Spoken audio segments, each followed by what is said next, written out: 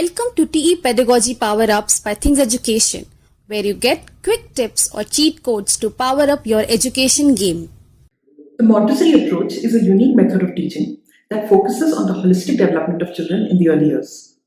In this video, let's understand what the features of the Montessori approach are and how they can be adapted for the Indian classroom. First, Montessori classrooms use sensory material that is specifically designed for children to use in an independent and self-directed manner to develop one skill at a time through exploration and discovery.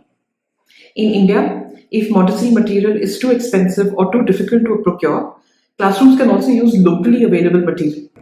Very importantly, all of this material is organized very well in a Montessori classroom, and that is with the aim of ensuring that there is no clutter, that students are able to focus, that they know that there is one place for everything. At the same time, students are able to practice the skills over and over again using this material because they know exactly where to access this material, how to use it, and where to keep it back. Due to the size of Indian classrooms, perfect organization may not really be possible, but repetition definitely is. Movement and choice are very important features of a Montessori classroom. Children are free to move around and free to choose activities that they want to do and skills that they want to practice. This builds a sense of independence and confidence in children in the very, very early years. However, in Indian classrooms, this seems a little difficult to do, given that there are many students and classrooms are usually small. However, some bits of this can be utilized in an Indian classroom by giving students some amount of choice over what they want to do. Collaboration is also a key feature of a Montessori classroom. Children are encouraged to work together, to share stories, to share problems, and to come up with solutions to these problems together. And taking this even further, mixed age classrooms are actually very common under this approach. Older students are often encouraged to guide younger students to help them, and this helps them develop a sense of community and leadership. Both of these features are again partly possible in an Indian classroom. Collaboration can be developed in many different ways. Some classrooms are automatically mixed age classrooms, and sometimes classrooms are too small with too many students, in which case mixed age classrooms are not possible. However, the aim is to develop a sense of community, of shared problem solving, of conversation, and this is definitely possible in every classroom in India.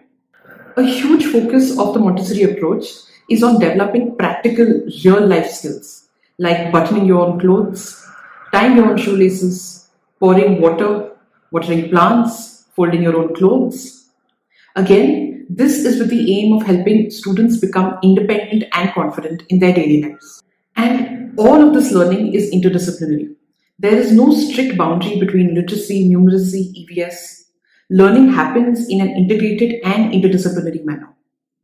Of course, all of this is once again possible in the Indian classroom because in the early years, there are no strict boundaries between subjects anyway.